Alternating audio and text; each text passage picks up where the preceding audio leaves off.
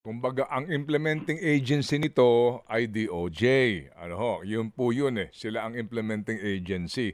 At kung sakasakali po na may grave abuse of discretion, questionin nila kung sakasakali. Ano po, hindi in Tama. Hindi in advance. Okay. Anyway, so settled na po itong isyong ito. Inyo po na ipaliwanag. Mamaya din po meron kaming dean ng College of Law po na magpapaliwanag dyan kung bakit gano'n nga po ang gustong mangyari po ng DOJ sa isyong ito. Now, Senator, yung pong ito pong... May dagdag ko lang. Kasi kung ihintayin pa natin yung korte magde-decide do sa parang forfeiture, di ba? Dekada yan. Alam mo, Ted, wala nang aabot. Tama yung explanation ni Secretary Remulla, no? Ayaw lang pahabayan yung usapin. Pero ihintayin mo yung korte, yung civil forfeiture, dekada, ano pang aabutin mo sa mga kinita ng mga ito? Na pag-aari naman ng gobyerno kasi nga government funds ang kanilang nilustay. Kaya tama lang, very practical. At saka expeditious yung hinahanap ni Secretary Remulla. Kaya hindi ko maintindihan ano yung pagtatalunan namin. Tama lang naman yung estado at saka walang nilalabag na batas.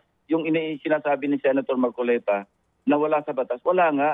Pero DOJ may poder dun eh.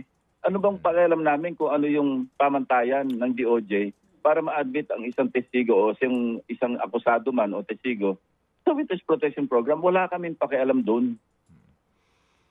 And again, Your Honor, in case magkaroon nga ng grave abuse of discretion, questionin mo. Yes. Yes. Idulog ba sa korte? Opo. Yes, sir. Questionin mo. Opo. Yes, sir. Hindi sa Blue Ribbon. Opo. Yun nga po, no? So, anyway, at least tomorrow, hindi kayo masyado magmamadali, Senador, no? Oo, wag lang guluhin ng napakahaba. Mga kapatid, brothers and sisters, saan ka pa? Dito na tayo sa totoo.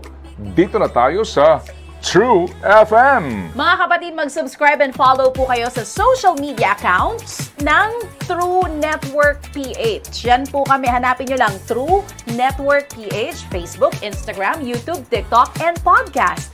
Mapa Apple or Spotify man yan, mahahanap nyo kami. Lahat ng mga napapanood at napapakinggan nyo po sa programa, nasa social media accounts namin yan. So, paano mga kapatid? See you sa social media!